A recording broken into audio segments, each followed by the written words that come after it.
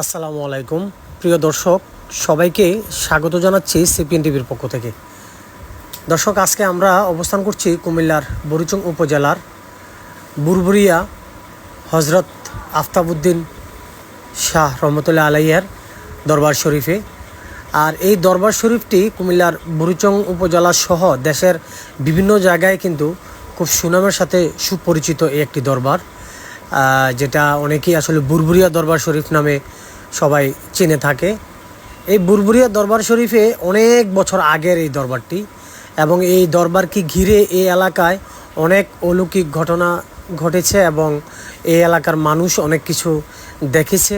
তো আসলে এই দরবারটি বুরবুরিয়া এলাকায়, এবং আপনারা জানেন যে কিছুদিন আগে বুরবুরিয়া দিয়ে যে নদী ভাঙ্গন হয়েছিল, একদম নদী ভাঙ্গনের এই মুখেই কিন্তু এই বুরবুরিয়া দরবার শরীফ।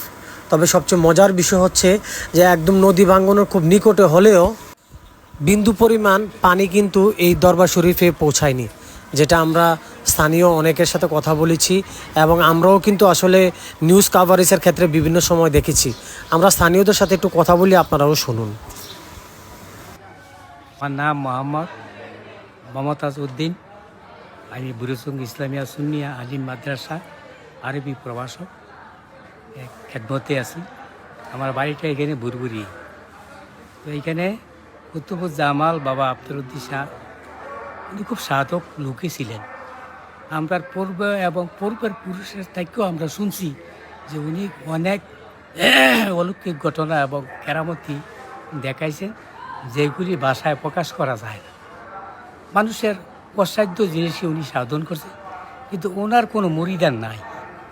উনি সাধক মানুষ।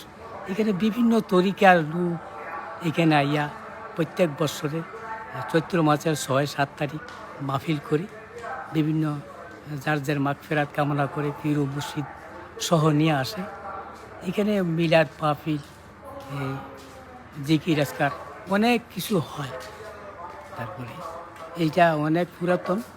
উনি এমনও কাজ করে গেছে যেটা ভাষায় প্রকাশ করা যায়। যেমন আমরা এই কিছুদিন পূর্বে আমাদের এই বুরবুরিয়া বন্যায় প্লাবিত এলাকা, এইখানে খাবারের মতন কিছু ছিল না। এত এই ছিল, অভাব ছিল এই বন্যার কারণে। কিন্তু চতুর্দিকে পানি থই থই থই থই করে, কিন্তু বাবা আফতাবউদ্দিন শাহর দরবারে এক ফোঁটা পানি ওঠে। এটা আমরা দেখি অলৌকিক ঘটনা। এখানে যত দেশের থেকে যত বড় লোকেরা ত্রাণ দিছে এখানেই হাজির হয়েছে। এখান থেকে এই বিভিন্ন জায়গায় গিয়ে এটা বিতরণ করছে। আফতাবউদ্দিন কইতেছে আমার দিচ্ছে, শুধু আমার এই ভক্তরারে দেয়, তারা চিনক যে সব জায়গায় ক্ষতিগ্রস্ত হয়েছে, কিন্তু আফতাবউদ্দিন দরবারে এইখানে কোনো ইয়া নাই, এই কোনো ফাটল নাই, ইয়া নাই।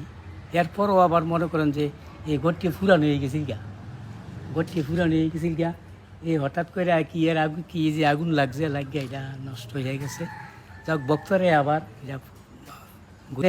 না আসার কাছাকাছি না এখানে হ্যাঁ, বাঙ্গাড়া এখানে আমাদের বন্যা প্লাবিত এলাকা বাঙ্গাড়া, কিন্তু আগে আফতাবউদ্দিন দরবারটা জায়গার কথা যেইভাবে ঝুঁকি নিছে বা যেইভাবে এটার মূল উদ্দেশ্য হয়েছিল।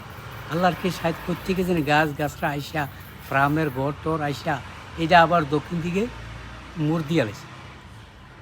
এখনকার বর্তমানে মনে করেন যে আমাদের এই মাজারটা এই কাজ চলতে আছে।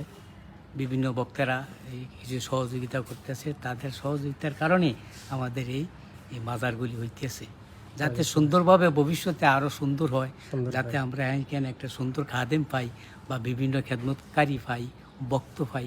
এইটাই আমাদের কামনা।